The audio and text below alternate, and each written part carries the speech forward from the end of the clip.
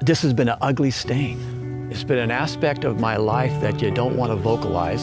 And since I've been exonerated, I want to tell the story. And the same token, I still find it hard to really open up and talk about it.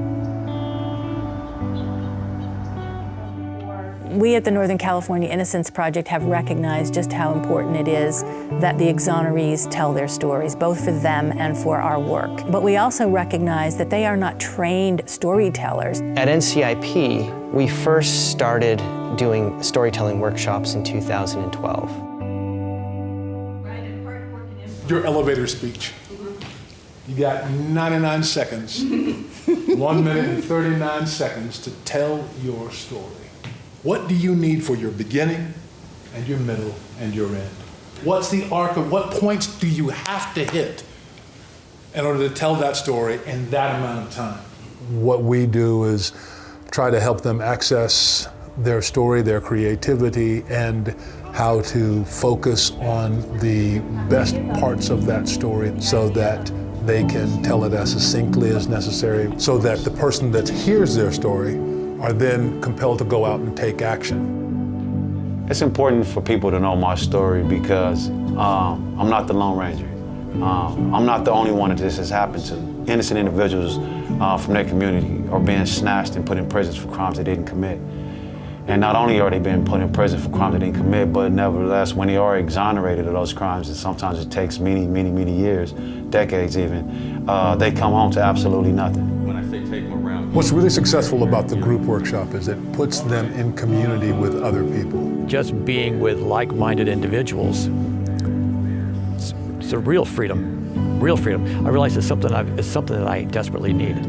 It is the empowering of each other when we hear each other's story. We have suffered the way that they have. And it is in there that that power comes. My boss, who I worked for, and it was like, man, until I met you, everybody that they said did something on TV, yeah, he did it, he should fry for it, you know what I'm saying? And then he met me.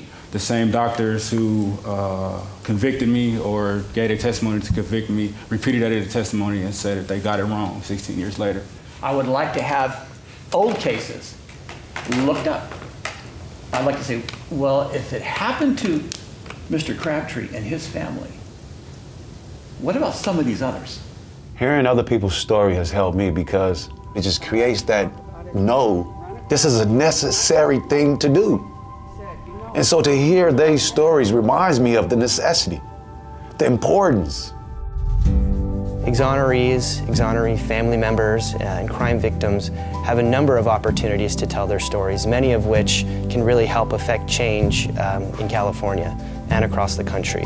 I had the opportunity to go around, spoke at the Capitol. There's a law in the state of California in my name.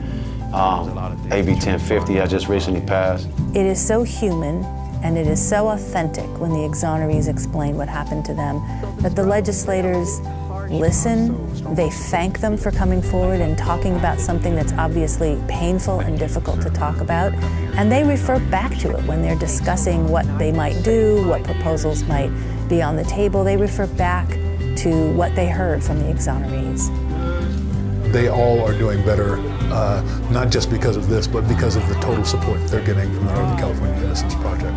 It takes a lot of healing, it takes a lot of help, it takes a lot of family, lawyers and other exonerees to recover. For so many years, I've had to keep this aspect of what I've gone through as secret as possible. Being able to open up and actually tell my story has brought a certain release and a certain freedom, a certain healing to make me feel at peace with myself.